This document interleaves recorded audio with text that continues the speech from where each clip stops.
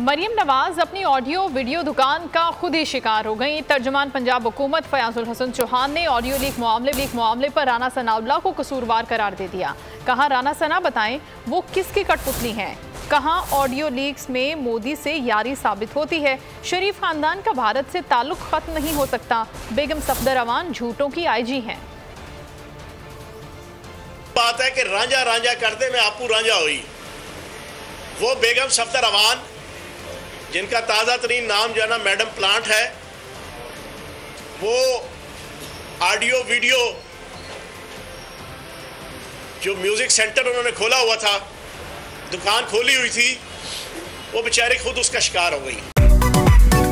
मेरी टैक्सी में बैठ जाओ, जहां तक ले जाऊंगा।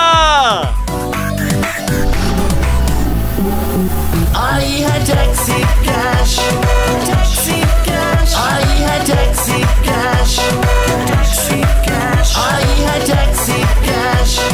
कभी टैक्सी वाले ने सवारी को किराया दिया, सुना है ये सीट नहीं हॉट सीट है। अब जिंदगी में करेंगे ऐश, क्योंकि आ गई है टैक्सी कैश। आई है टैक्सी कैश।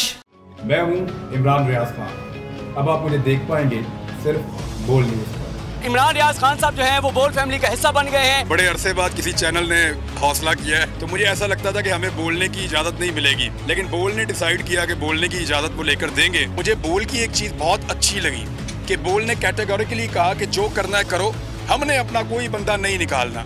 इमरान खान बोल के साथ जुम्मे से इतवार रात 10 बजे। सबसे ज्यादा व्यूज, सबसे ज्यादा रील्स और सबसे ज्यादा रेटिंग के साथ बोल अब भी नंबर 1 पोजीशन पर बरकरार। अगर आपको ये वीडियो पसंद आई है तो लाइक पर क्लिक करें, सब्सक्राइब करें और बेल दबाएं ताकि कोई खबर रह न जाए।